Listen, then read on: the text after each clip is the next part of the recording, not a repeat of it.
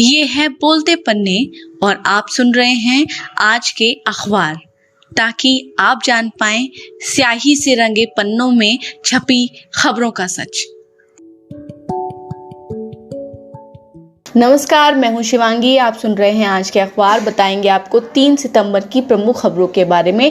ये खबरें थीं कि सुप्रीम कोर्ट ने कहा मीडिया का एक धड़ा हर घटना को कम्युनल एंगल दे रहा है।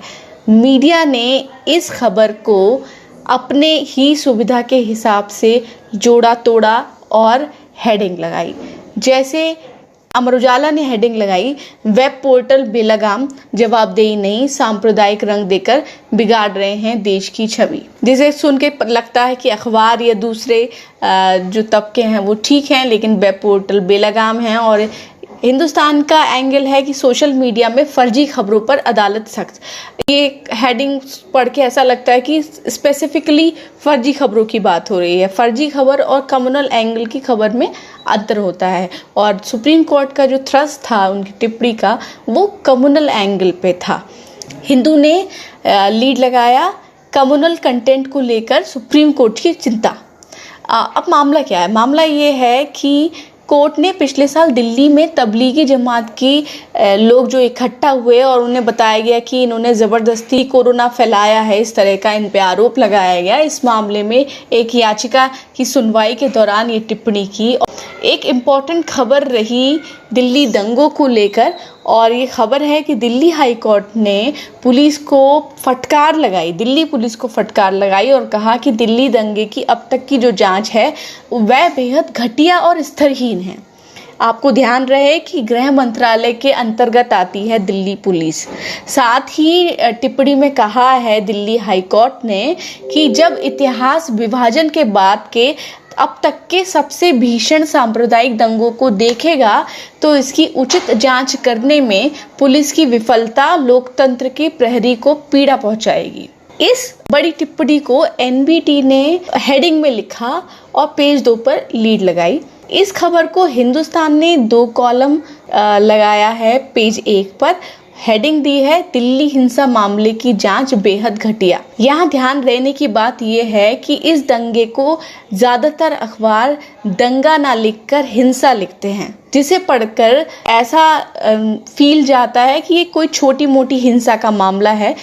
आपको याद हो तो 2019 में नागरिकता कानून या सीएए के खिलाफ बहुत लंबे समय तक प्रदर्शन चला, शाहीन बाग और तमाम पूरे देश में अलग अलग जगह पर। और इसके ही बाद घटनाक्रम में 2 धर्मों के बीच ये दंगा हुआ, जिसमें करीब 50 लोग मारे गए और 700 से ज़्यादा लोग घायल हुए। अमर उजाला ने इस घटना और इस टिप्पणी को बिल्कुल साइडलाइन कर दिया। पेज 1 पर उन्होंने जो हेडिंग लगाई है वो हेडिंग है कि एक घटना पर पुलिस नहीं दर्ज कर सकती 5 केस। असल में जब ये एक मामले की सुनवाई करते हुए दिल्ली हाई कोर्ट ने टिप्पणी की कि आपकी जांच एकदम स्तरहीन है और टैक्स पेयर्स का जो रुपया लगाया गया अभी तक वो आप कैसे ख़राब कर रहे हैं इतने इम्पोर्टेंट चीज़ में, तो साथ में उन्होंने ये भी पाया उस केस में कि पुलिस ने एक ही अपराध के लिए एक ही व्यक्ति पर 4-4, 5-5 केस दर्ज कर रखे हैं। तो जज ने उन केसेस को रद्द कर दिया। ये अपने आप में एक अहम बात तो है, लेकिन जो टिप्पणी है असल में लीड उसी को लगाया जाना चाहिए था, पर अमर उजाला ने उसको अंदर के पेज पे लगाया है। अलगाववादी नेता गिलानी की मौत के बाद उनके शव को 2 सितंबर को सुपुर्दे खाक किया गया। इनकी एक रात पहले मौत हो गई थी। इस घटना के बाद इंटरनेट पूरी तरह से घाटी में बंद था। दूसरी ओर पाकिस्तान, जो कि इन्हें अपने यहाँ का सर्वोच्च नागरिक पुरस्कार दे चुका है, उसने एक दिन का राष्ट्रीय शोक मनाया। तो इस सारे टेंस माहौल के बीच में इनकी सुबह जब इन्हें सुपुर्दे खाक कर दिया गया, इस घटना को बहुत ही अहमियत देकर देखा जा रहा था कि आगे क्या होगा, लेकिन हिंदी के किसी भी अखबार ने इस खबर को आज नहीं लगाया।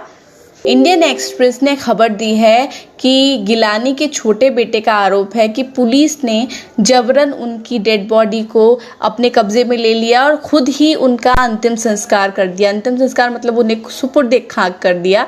और इनके बेटे का कहना है कि जो लास्ट रिचुअल होते हैं जिसमें शव को लास्ट बाथ या नहलाया जाता है वो तक उनका नहीं करने दिया गया और किसी से नहीं मिलने दिया गया। बाद में उनकी कब्र को जब सुबह हो गई तब जाके देखने दिया गया। इनका आरोप ये भी है कि पुलिस रात में ही, जब इनकी मौत हो गई तो रात में ही परिवार पर दबाव बना रही थी कि आप रात में ही इनका क्रिमिनेशन करें। प्रशासन का जो वर्जन है उन्होंने मना किया है कि ऐसा कुछ नहीं हुआ। उन्होंने कहा कि उनके रिलेटिव्स वहाँ पर मौजूद थे।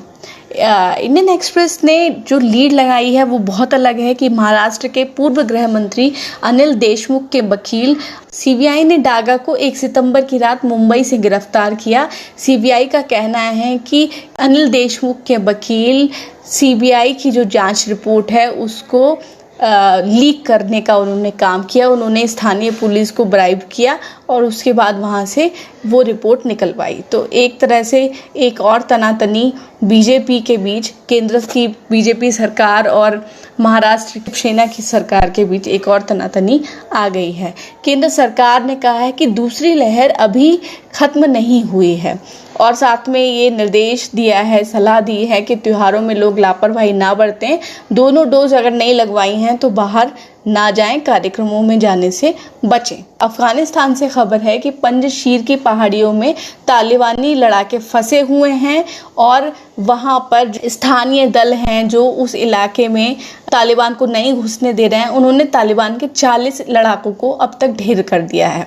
एक और खबर है कि तालिबान आज यानी जुमा यानी शुक्रवार को अपनी सरकार बनाने का ऐलान कर सकता है।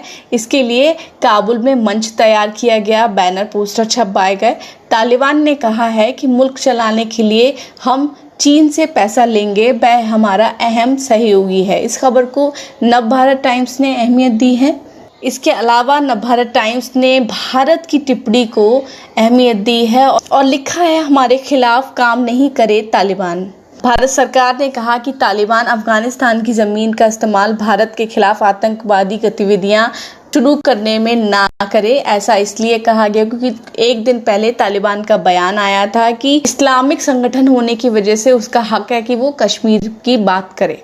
इन सब राजनीतिक खबरों के बीच में एक अहम खबर थी कि टीवी अभिनेता सिद्धार्थ शुक्ला की मौत हो गई और ये मौत 40 साल के इस अभिनेता की हार्ट अटैक के ज़रिए हुई।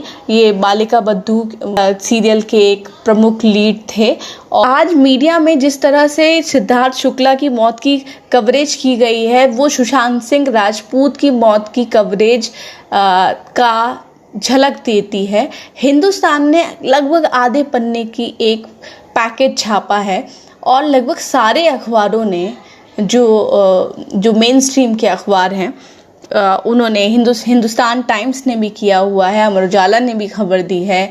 एनबीटी में ये खबर मुझे नहीं दिखी। चैनलों की तर्ज पर, वेबसाइटों की तर्ज पर और टीवी चैनलों की तर्ज पर ये खबर को बड़ा छापा गया है। तो ये हैं प्रमुख खबरें। बहुत बहुत शुक्रिया।